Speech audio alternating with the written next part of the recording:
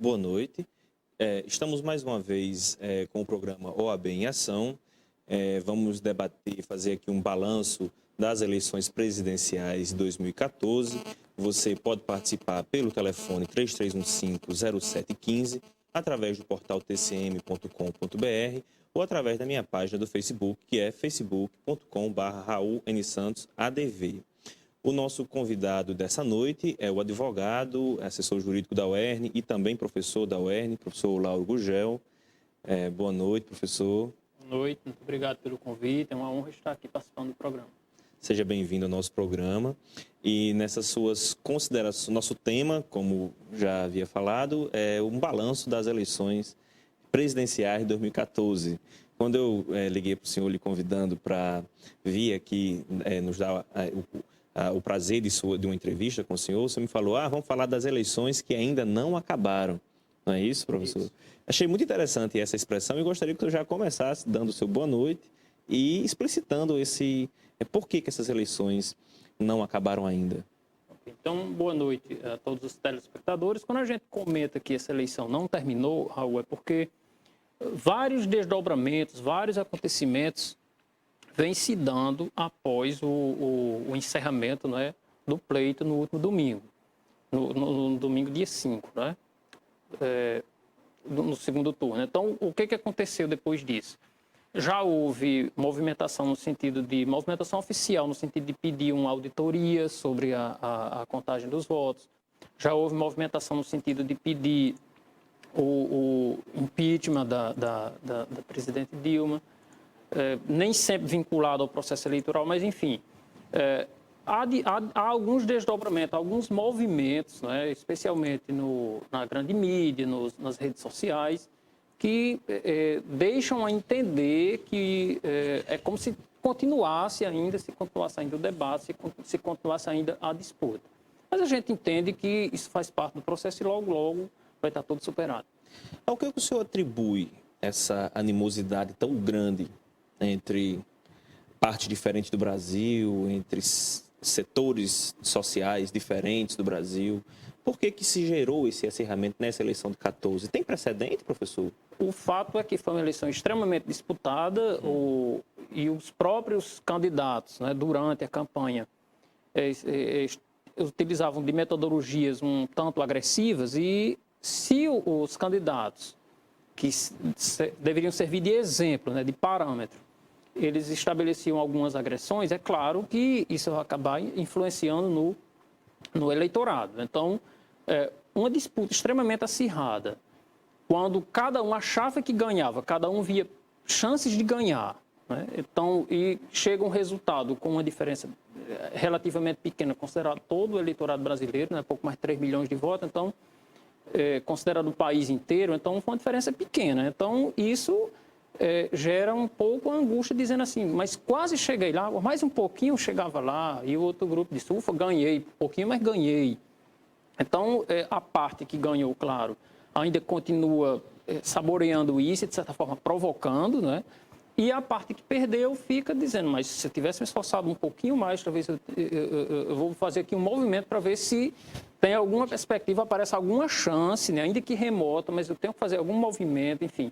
Mas, como eu digo, eu acho que mais alguns dias e tudo se resolverá, né? Tudo se acalmará e claro que os embates vão existir, os embates políticos, isso é natural, tem que existir situação e oposição, é imprescindível para o fortalecimento da democracia, que existam opiniões divergentes. Não pode todo mundo pensar da mesma forma, né? Isso não é democracia. Democracia você tem que ter divergência. Agora, divergência e respeito às regras do jogo. Divergência e respeito às regras do jogo. Isso aí é fundamental. Agora, eu tenho uma visão um pouquinho mais pessimista do que o senhor. O senhor fala para a gente que acha que logo, logo vai, né, breve é o normal, né, que a situação se acalme, que nós passemos a viver numa situação de maior normalidade. Eu acho, já vou emendar uma pergunta para o senhor nesse sentido. Eu acho que esse dia após essa situação de impeachment, essa situação de gente pedindo intervenção militar, embora, claro, 2.500 pessoas na Avenida Paulista não tem representatividade comparado com a população brasileira, comparado, por exemplo, com o que foram os protestos de junho de 2013. Mas eu, por exemplo, vejo de forma bem pessimista. Eu não sei se a gente vai, no curto prazo, conseguir um apaziguamento. Porque em outras democracias mais maduras, o dia seguinte à eleição já é o dia de aparar as arestas, de reconhecer a vitória e de aparar as arestas. Isso, de certa forma, essa questão não demonstra uma certa imaturidade institucional da nossa democracia? Mas nós já passamos por outras experiências, outras eleições acirradas e deu certo, né? Então, eu acho que a gente já tem maturidade para superar tudo isso aí. A sociedade brasileira já passou por momentos muito mais difíceis, impeachment de presidente, por outras crises, aqueles movimentos, as mobilizações de 2013, com grupos que usavam de violência, de vandalismo, e o país conseguiu superar. E fez uma eleição tranquila, uma eleição sem maiores problemas. Então, fora as questões, as brigas nas redes sociais ou algumas querelas mais individuais, mas, no geral, o processo como um todo não teve nenhum problema, é elogiado pelo mundo inteiro como um processo saudável. Então, é nesse sentido que eu sou otimista. Eu acho que mais alguns dias isso terá passado. Quando, por exemplo, a presidente eleita, né, nomear, designar, definir os nomes, né, aí vão surgir novas discussões, agora criticando, elogiando os nomes que foram, né, quando iniciar o novo mandato, as questões que vão acontecer, quando houver a posse dos novos parlamentares, a substituição né, o início de uma nova legislatura. Então, aí os debates serão outros, os debates vão continuar, o acirramento vai existir. Mas não que ameace, eu acho que não ameaça o processo como um todo. Eu acho que a nossa sociedade, a nossa democracia já tem maturidade. Tem muita coisa para avançar, para melhorar. Alguns institutos a gente pode debater ainda hoje aqui, não é, da questão da democracia participativa. Mas eu sou otimista, acho que mais alguns dias e o problema do processo eleitoral em si vai estar resolvido. Vamos resolver esse problema. Vamos aguardar, por exemplo, essa decisão do Tribunal Superior Eleitoral, que é um ponto importante também, não é, que já tem parecer do Ministério Público contra a auditoria, chamada auditoria, né, do processo eleitoral. Então, vamos aguardar talvez mais um ou dois fatos que estejam para ser resolvidos e depois, aí sim, aquela disputa entre os partidos, entre as ideologias, entre os grupos, no âmbito do Congresso Nacional e na relação executivo-legislativo. Isso aí vai continuar o mandato inteiro, até a próxima eleição. Né? Isso não tem como parar. Não, com certeza. E como o senhor falou já inicialmente, não é para parar. Né? Tem que, de fato, continuar. Você tem que ter o dissenso, tem que ter o debate, tem que ter. A questão que eu percebo é que as bases do debate não são, às vezes, tão programáticos. O que se fala, por exemplo, da eleição do presidente da Câmara, nós conversávamos ainda há pouco, presidente da Câmara dos Deputados Federais, a gente, quando ouve o provável candidato do PMDB, que poderá ser o presidente da Câmara, quando nós o ouvimos falar, nós não vemos uma pessoa que é do partido do vice-presidente da República, que apoiou a candidata eleita, presidente Dilma Rousseff, e você não vê a fala de um aliado. Você vê a fala claramente... Como se fosse um dissidente, como se fosse um oposicionista, quando, na verdade, é de um partido chamada Base de Apoio, né? E você aborda aí uma questão extremamente interessante para o sistema político brasileiro. A questão dos partidos, a questão das junções, as aproximações, né? São muitos partidos, muitos deles são inclusive muito parecidos os programas, mas não são partidos muito fortes, né? Então, eles estão muito de acordo com os contextos, né? Então, se nesse momento é interessante, para mim, eu sou da base de apoio. Se nesse momento não é, então me filio, me aproximo mais a um oposicionista. Ainda se fala, não, eu sou da base de apoio, mas eu sou um apoio independente, eu sou um apoio autônomo. Enfim, é do sistema brasileiro mesmo. Nós temos várias falhas, eles não se baseiam, né, o nosso sistema político não se baseia em programas bem definidos, em ideologias bem definidas. Eu sou favorável a esses temas, sou contrário a esses temas, eles são eles viajam muito de acordo com os interesses do momento. Infelizmente, são poucos os partidos que ainda têm uma linha mais programática, mais direcionada. Em geral, são contextos, né? Outro dia eu estava ouvindo um cientista político falar que o que dá estabilidade à democracia brasileira é o PMDB, porque após 88 a democracia foi evoluindo para ter duas polarização, PT e PMDB e PSDB. E o PMDB nesse caminho seria o fiel da balança, porque ele como centro iria às vezes mais para a direita, às vezes mais para a esquerda. Garantiria aquilo que a gente chama de governabilidade. Governabilidade. Né? O problema é que os três partidos juntos não têm 200, 250 deputados e os outros, não é? Eu quero ouvir a opinião do senhor sobre isso, mas no próximo bloco, vamos agora ao nosso primeiro intervalo. Okay? Voltamos ao vivo com o programa OAB em Ação. O assunto de hoje é uma análise sobre os desdobramentos das eleições presidenciais desse ano 2014. Você pode participar pelo telefone 3315-0715, através do portal tcm.com.br ou através do meu endereço da minha página do Facebook, que é facebook.com/RaulNSantos, ADV. Nosso convidado de hoje é o advogado, assessor jurídico da UERN e professor também da UERN, professor Lauro Gugel. Eu tenho uma dificuldade, professor, quando vem professor aqui, ex-professor meu, passo o programa todo falando de aula e chamando de professor, que para mim é um elogio dos melhores que alguém pode receber. E, professor, nós falávamos sobre a questão do PMDB como sendo aquele que daria a tal da governabilidade por ser um partido mais de centro, às vezes sendo centro-direita, às vezes sendo centro-esquerda. E eu quero ouvir a posição do senhor sobre isso. O PMDB é um fator de estabilidade do nosso sistema?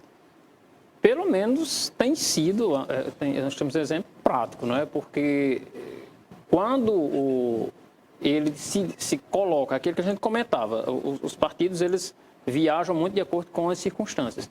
Quando o PMDB, por exemplo, se reconhece base de apoio, então, que vota em bloco, por exemplo, então as propostas do Poder Executivo são aprovadas com tranquilidade. Quando eles se rebelam, né, quando o PMDB se rebela, quando seus parlamentares se rebelam, decidem por outro caminho, eles criam uma série de dificuldades. E aí, veja, Raul, como eu disse, o problema do nosso sistema. Qualquer telespectador que está nos assistindo sabe o quê? Que para ele o que interessa é que as políticas públicas, que as decisões políticas sejam para eles favoráveis aos telespectadores que estão nos assistindo, favoráveis aos cidadãos. As políticas públicas devem ser nesse sentido. Aí o que acontece? Como o cidadão comum, como as pessoas entendem, e assim o partido pode escolher para onde ir, quer dizer que ele pode ser contra o povo, a favor do povo, a favor do executivo e contra o executivo.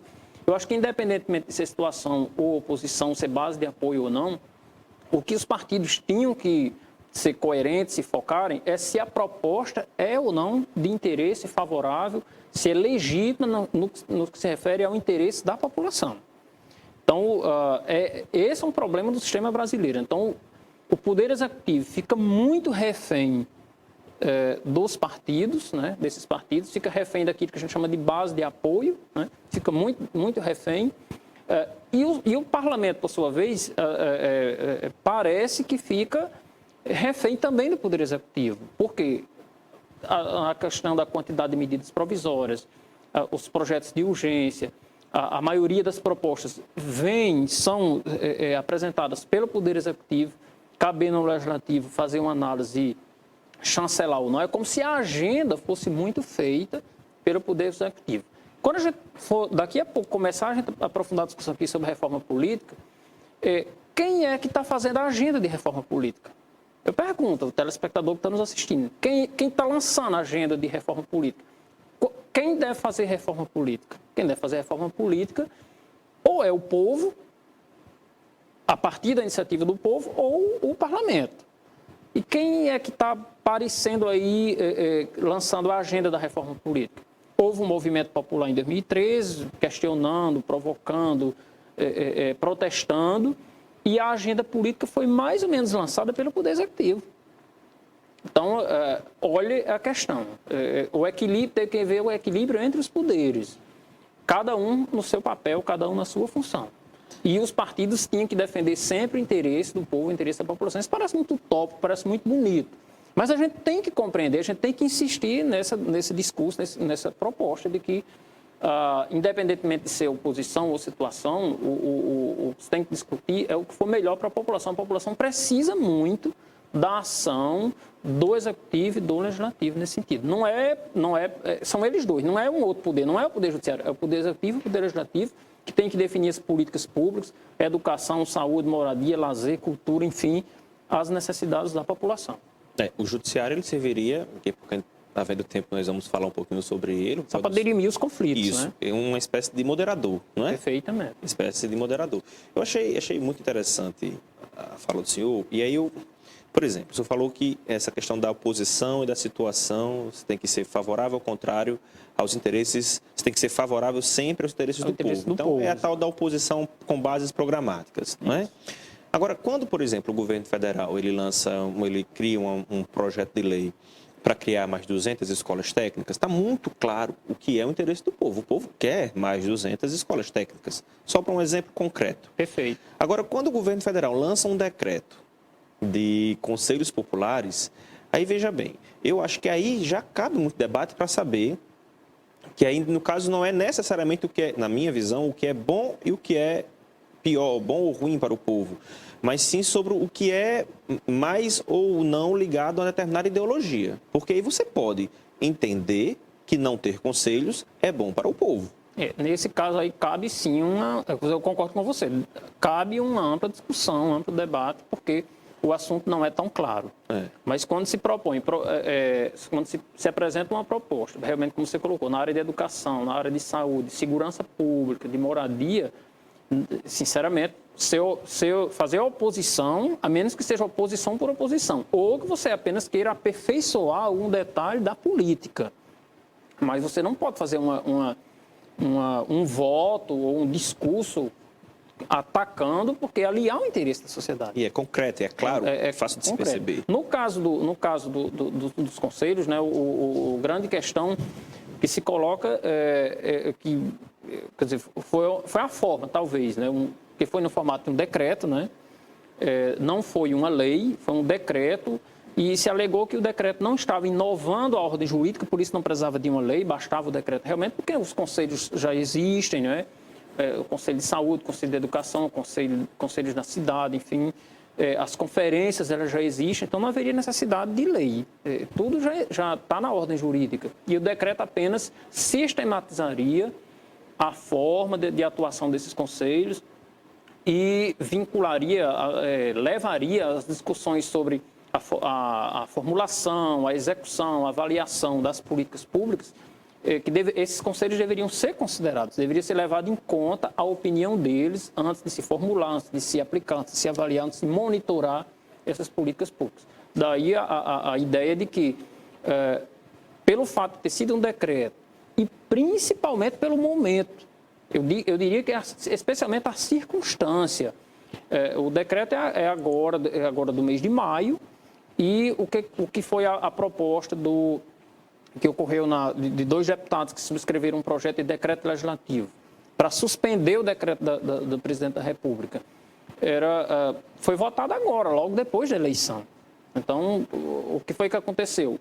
A base de apoio não deu apoio. Então, se era uma base de apoio e era um decreto do presidente da República, então, teoricamente, daria apoio. Mas, como você coloca, como não é um tema tão claro, para uns há interesse da população, está de acordo com o interesse da população. Para outros, não. É uma tentativa do governo de controlar tudo isso e tipo, fulminar o papel do parlamento, né? Eliminar a força do parlamento, porque os conselhos é que iam definir essas questões. Mas é claro que existem muito mais aspectos que a gente precisa debater sobre esse assunto, né? Quem tem razão, quem não tem, é um tema extremamente polêmico, né? O fato é que parece, né, o assunto vai para o Senado, porque a Câmara já aprovou um decreto legislativo suspendendo o decreto do presidente da República que obriga que vincula, né? Tem que ouvir os conselhos em relação à aplicação das políticas públicas. Nesse contexto, professor, vou aproveitar para primeiramente, mandar um abraço para Jadson Arnaud, que também é seu aluno, ou foi seu aluno na universidade. Foi meu aluno, grande aluno. E ele faz aqui para a gente uma pergunta e já expondo a posição dele. Eu conheço o Jadson, ele tem um viés mais à esquerda, e ele pergunta da seguinte forma, ele diz: por que a ideia de participação efetiva da população brasileira nos rumos da política nacional é tão combatida, certo? Por determinados grupos de política, determinados grupos da sociedade. Se isso é tão comum nas democracias modernas, não é justamente o viés autoritário da nossa política que impede isso? Que quer fazer acreditar, o viés autoritário quer fazer acreditar que o povo não está preparado para isso? Inclusive, na justificativa do decreto, da proposta de decreto legislativo, né, que ele foi subscrito por 2 deputados, o Mendonça Filho de Pernambuco e Ronaldo Caiado de Goiás, né, são dois deputados do Partido Democrata.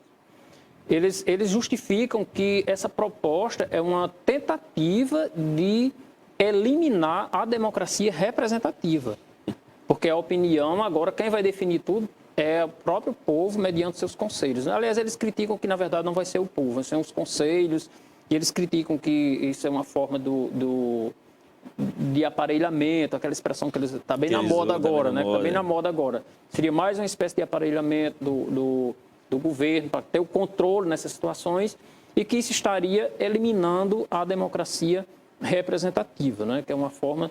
Porque quando você fortalece a participação, você está fortalecendo a democracia, a chamada democracia participativa. Você não participa só no processo eleitoral, você tem que participar continuamente. Passou o processo eleitoral, no dia seguinte você já tem que estar participando do seu conselho, da sua comunidade, sobre os temas que envolvem a sua vida, o cotidiano da sua família e da sua comunidade, da sua cidade, portanto.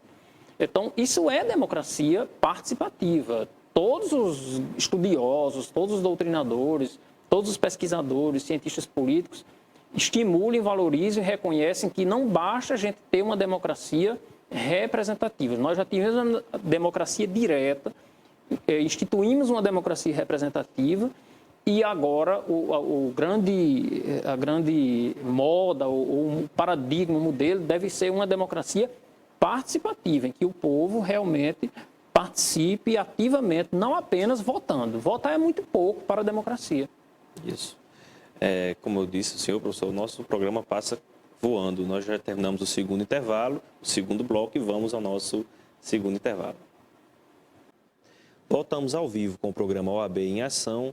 O assunto de hoje é um balanço sobre as eleições presidenciais de 2014, um tema que vai dando espaço para a gente debater vários temas adjacentes. Você pode participar do nosso programa pelo telefone 3315-0715, através do portal tcm.com.br ou através do meu endereço no Facebook, que é facebook.com/RaulNSantosADV. Nosso convidado de hoje é o advogado e professor da UERN, professor Lauro Gugel. Professor, vou iniciar aqui esse nosso terceiro bloco, primeiramente com a parabenização do vereador Genivan Vale. Ele parabeniza pelo programa, pelo tema e parabeniza o senhor, diz que o senhor é sempre muito sábio, né? Agradeço, obrigado, Genivan, pelo elogio. É bondade sua. Aí vou começar, isso foi então o vereador Genivan Vale. Agora, Dona Maria José, do bairro Abolição 1, pergunta ali: o que acha do plebiscito? Nós estamos falando que os temas da vez, né, do momento, né? A história dos conselhos e agora a história da reforma política via plebiscito, via referendo, dá o mesmo tema, que é a questão da diminuição da participação do Congresso na vida da sociedade. Deixa eu já fazer a pergunta de Laura Lopes, certo? Do Alto de São Manuel. Ela pergunta, o senhor falou que o executivo fica refém do legislativo. Ela diz, o maior refém, será que não seriam os próprios eleitores? O senhor responde as duas. Ok, eu vou começar por esta última pergunta aí, a questão de quem é refém de quem, de acordo com o nosso sistema político, né? Se é o Poder Executivo que fica muito refém do Congresso Nacional, ou se é o Congresso Nacional que só atua de acordo com a agenda estabelecida pelo Poder Executivo. De certa forma, realmente a população fica na expectativa, aguardando quem vai definir a agenda, se vai ser aprovado ou não, se os meus interesses vão ser atendidos ou não. Se a questão da saúde pública, a questão da educação pública, da segurança, da moradia, como vão ser definidas dessas políticas. O povo fica aguardando. E uma forma de tentar amenizar essa situação do povo, da população ficar aguardando refém desse jogo entre esses dois poderes, seria exatamente o que nós estávamos discutindo no bloco passado, a democracia participativa. Se a gente fortalecer a participação popular, o povo vai ter a oportunidade de influenciar nesse debate, nessa discussão, se inserir nesse contexto. Então, eu acho que uma forma do povo sair dessa situação, de se alguém considera como refém, é a participação, é uma alternativa. A pergunta em relação ao plebiscito, eu acho que vamos logo para um contexto mais geral. O que é que se tem discutido muito ultimamente? A necessidade de uma reforma política. Eu acho que é praticamente um consenso, seja do povo, seja do Poder Executivo, seja da parte dos parlamentares, todos concordam que deve haver alguma mudança. A questão é que mudança tem que ser feita e qual a forma dessa mudança. Bem, uma mudança que certamente muitos defendem é que seja melhorado o sistema partidário. Porque não tem nenhum problema que existam muitos partidos. O problema é a existência de partidos que têm muito mais interesse em usar recursos públicos, né, do chamado fundo partidário, tempo de rádio e TV em propaganda. Muitos deles, e isso é comentado, né, muito mais no interesse de negociar, de entrar em acordo, enfim, com os outros partidos, participar de uma coligação, muito mais nesse sentido. Vender horário de TV. Vender, chamado a venda, né? Venda de horário, né? Então, esse aí é um ponto. Outros aspectos, né? Que a questão do voto, se o voto deveria continuar sendo obrigatório, se a gente deveria implantar o voto facultativo, né? Estimular mais a utilização da participação direta da população no plebiscito, no referendo, a iniciativa popular, quem sabe até a instituição a criação de um outro mecanismo de revogação de mandato, por exemplo. O recall, exatamente. Mas a pergunta especificamente, o que a gente acha do plebiscito, né? Isso é uma pergunta que foi feita, né? Aí a gente diz, nem se tem um consenso do que é que a gente quer reformar, a gente quer uma reforma, mas nem sabe ainda o que é que queremos reformar, porque se a gente fizer uma pesquisa aí, vários institutos, várias opiniões serão muito divergentes. Não se sabe nem o que a gente quer reformar e também nem temos certeza de qual a forma que a gente vai utilizar, qual o mecanismo de reforma. Já se falou na chamada Assembleia Constituinte, exclusiva para fazer isso aí, né? Uma Assembleia Constituinte, a gente pressupõe uma ruptura política, né? Uma quebra de um sistema e algo novo que surge, então você vai formar uma Constituição. Então já se falou em Assembleia exclusiva. O expoente é o presidente Lula, ele defende essa ideia. Exatamente. A presidente Dilma, inclusive, do ano 2013, depois dos protestos, eu me lembro que ela também chegou a fazer um discurso nesse sentido. Depois foi que alguns juristas, algumas pessoas começaram a criticar essa proposta, e aí o que se tem dito ultimamente é que não importa o tipo, o importante é ser feito, né? Não importa a metodologia, desde que se faça. Então, o plebiscito seria uma das opções, né? A diferença, o plebiscito, você teria que escolher alguns temas, então aquela história. O que é que eu quero reformar? Bem, quando eu definir o que eu quero reformar, eu vou consultar o povo. Vocês acham que o voto é obrigatório, é facultativo? Vocês acham que o voto deve acabar com coligações nas eleições? Deve ser só o partido puro? Os partidos podem se unir? Vamos discutir se o sistema proporcional atual deve permanecer, em que, por exemplo, você tem um deputado que arrasta vários outros que tiveram quase nenhum voto, mas ele é muito votado, então ele arrasta outros deputados. Puxador de voto. Ou se seria melhor um sistema distrital. Então, vamos supor, o estado do Rio Grande do Norte seria dividido em diversos distritos, diversas regiões. Cada uma região dessa, então você seria candidato a deputado por aquela região, para defender os interesses daquela região. Então, vários debates. Agora, se vai ser um plebiscito, a população seria consultada sobre esses temas. Ou uma outra proposta, seria um referendo. Então, o Congresso Nacional aprova a norma e diz, mas essa norma só vai ser aplicada quando a população for consultada. Se ela disser sim, se ela estiver de acordo, se aplica a norma. Se ela não estiver de acordo, a norma nunca vai funcionar, nunca vai entrar em vigor, nunca vai ter eficácia, porque a população votou contra. O Brasil já tem experiências de plebiscito, já tem experiência de referendo, já tem experiência de iniciativa popular, apresentando projeto de lei, enfim. Quaisquer dessas formas que forem adotadas, eu particularmente sou contra a ideia da Assembleia. A Assembleia Constituinte é a única que eu acho que não se aplicaria, mas seja plebiscito, seja referendo, quaisquer das formas, eu acho viável, desde que a gente defina logo o que a gente quer reformar. E que a gente não faça uma reforma para daqui a chegar na próxima eleição, continuar o mesmo debate, a mesma discussão da necessidade de reforma política. A gente deveria fazer uma reforma de verdade, né? Atacar os principais pontos. Por isso que é importantíssimo ter a participação da população. Porque se a reforma for feita, iniciada, tudo discutido só no âmbito do Congresso Nacional, será mais uma reforma que não reformará nada. Aí fica mini reforma. É uma mini reforma, é algo ali passageiro, supérfluo, que não vai ao ponto, não vai ao problema principal. Então, qual é hoje o que se debateu muito na eleição? A questão da corrupção, nas campanhas, etc. Então, tem uma proposta, por exemplo, de proibir que empresas financiem campanhas. Então, a proposta de financiamento de campanhas ser exclusivamente com dinheiro público. A proposta de que se permita dinheiro público e dinheiro privado, desde que seja de pessoas físicas e não de empresas, porque as empresas teriam um poder de influência muito grande para receber o troco, vamos dizer assim, depois de eleito. Pronto, eu lhe elegi, lhe ajudei a eleger, agora eu quero que você use o seu mandato em meu benefício, me beneficie de alguma forma que eu preciso do retorno. Eu não posso ter prejuízo, né? É o que acontece. Então, são essas propostas principais que existem aí.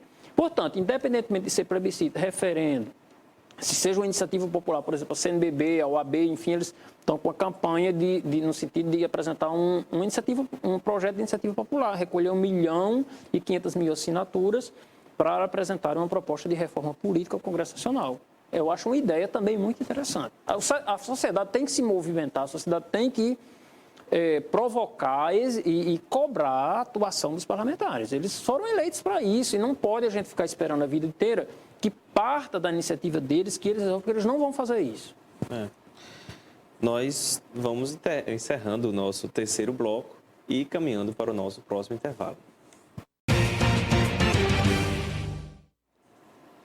Boa noite, estamos mais uma vez de volta com o programa OAB em Ação. Nesse último bloco, nós vamos responder as perguntas do telespectador que nos chegaram aqui pelos mais variados meios. Professor, sou informado que nós temos 10 minutos para concluir, então eu vou pedir que o senhor seja mais objetivo. Mais objetivo, e o que é uma pena, certo? Porque eu gosto de ver análises mais reflexivas, né? Vamos começar aqui pela pergunta de Francisco Alves, do bairro Santo Antônio. Ele nos pergunta: o professor acredita que as campanhas foram mais uma vez só baixaria? O eleitor se deixou levar? Tem duas perguntas numa. Eu acho que não foi só baixaria, porque a baixaria chama muita atenção. Né? No que um provoca o outro, um agride o outro, então chama muita atenção, as pessoas ficam mais emocionadas até às vezes com essas questões, mas não foi só baixaria, foram a candidata Dilma, por exemplo, estou me referindo ao segundo turno principalmente, a candidata Dilma enfatizou diversos programas do seu governo, apresentando estatística, apresentando números. O candidato Aécio dizia que tinha alternativas, apresentava propostas também, criticava o modelo de gestão, dizia que apresentava uma proposta, um modelo diferente, a discussão sobre a utilização dos bancos, o formato dos bancos públicos, por exemplo, a questão da economia, a questão do desenvolvimento social, o debate entre desenvolvimento econômico em si ou o desenvolvimento econômico com a manutenção do emprego, a garantia do salário. Então, são debates importantes. Acho que a população teve a oportunidade de escolher. Não foi só a baixaria, não. Agora é porque a baixaria chama muita atenção. Chama. E eu acho que o eleitor não se deixou muito levar, não. Eu acho que ele está cada vez mais autossuficiente. Ele amadurece, o eleitor amadurece, sim. Carla Almeida, do Centro, ela nos pergunta: o sistema político em nosso Brasil permanece na mesma situação, viciado da corrupção? Por isso que ele precisa de uma reforma. Não tem problema que tenha vários partidos, eu volto a insistir, desde que existam partidos, desde que existam partidos fortes. Você pode ter 20, 30, 40, 50 partidos, mas a própria sociedade iria se encarregar de definir quais aqueles que têm representatividade. E somente esses teriam que ter acesso a recursos públicos, a tempo de rádio e TV, porque não é justo que um partido que não tem nenhuma representação em termos de apoio popular tenha, isso não é isonomia, não pode ter o mesmo direito de um partido grande que tem ampla votação, que tem amplo apoio. Então, naturalmente, as coisas iriam se depurando e aí você ia fortalecer alguns partidos. Não é interessante um parlamento com 28 partidos integrado, 20, por exemplo, vai ser agora 28 partidos, né? Fica muito difícil trabalhar nesse formato. Tem que ter partidos mais programados, com ideológicos, com defesa e coerentes, acima de tudo. Cassandro Dantas, do Nova Betânia, ele se diz assim: o voto deve ser obrigatório, porque ele expõe uma opinião. O voto deve ser obrigatório porque nosso país não está preparado para a abstenção. Isso aí é um discurso bem comum, né, professor? Você é um discurso comum, ele? Mas eu acho que a gente tem que debater isso aí. Eu entendo que a gente só vai saber se o país está preparado ou não fazendo a experiência. Eu diria que a gente tinha que, paulatinamente, não é? Utilizando mecanismo de voto facultativo. Por que não fazermos iniciarmos com um referendo, um plebiscito, algo assim, uma consulta voluntária, não espontânea, não necessariamente obrigatória, que não ocorra nenhuma sanção. O eleitor, olha, se você quiser... E aí você vai começando a perceber como o eleitorado vai se movimentando e daqui a pouco será o próprio processo eleitoral que será facultativo. E a gente vai torcer que o sistema avance e que a gente possa, sem maiores dificuldades, participar do processo, inclusive utilizando a internet, utilizando o seu próprio celular, utilizando o computador da sua casa, ou um computador disponibilizado em alguma estrutura próximo, no seu bairro, próximo da sua residência, que você não precisa necessariamente estar indo para uma fila, para uma urna eletrônica, para toda essa questão. Usar os novos instrumentos, as novas tecnologias e estimular. Aí, nesse caso, no dia que a gente tiver o voto facultativo, aí o candidato ele vai ter que convencer realmente o eleitor de que, olha, você tem que me convencer de que é justo eu sair da minha casa, por exemplo, no dia de domingo, e ir até a urna para lhe dar um voto. Me convença de que eu devo...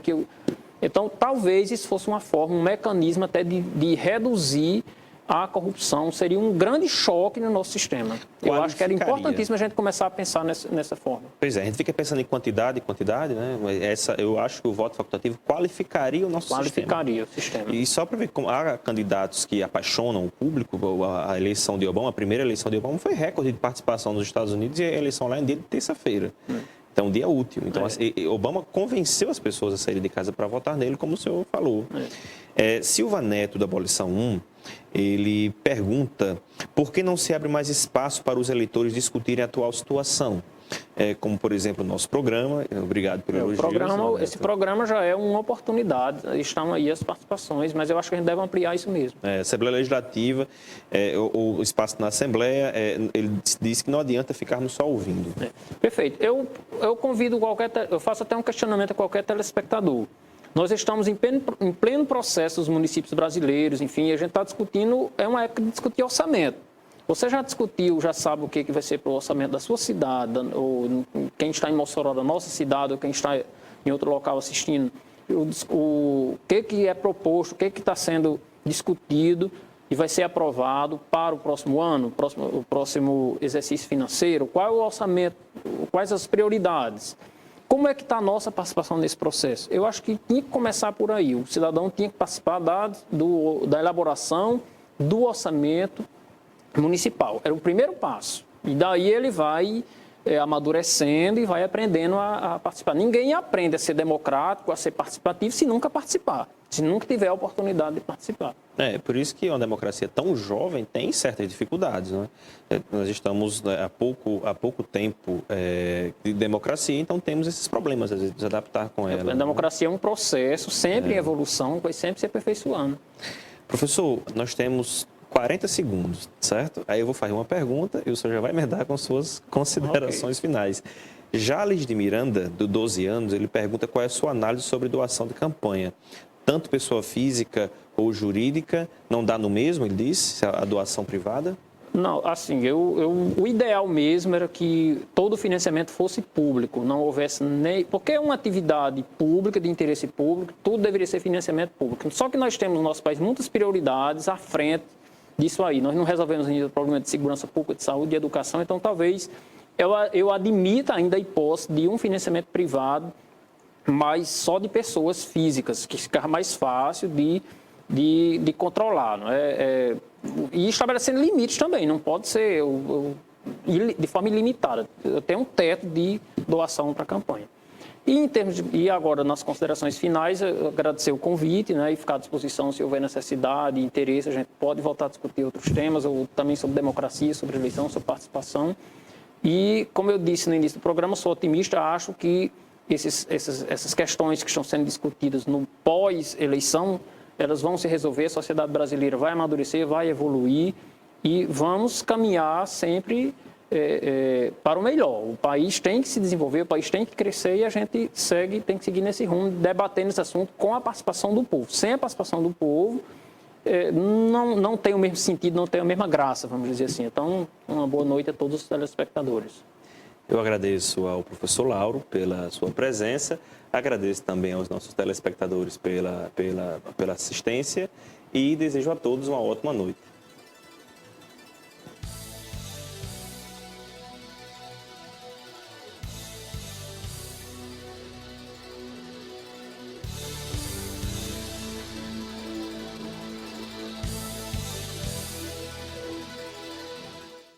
Nos dias 21 e 22 de novembro, você tem um encontro marcado com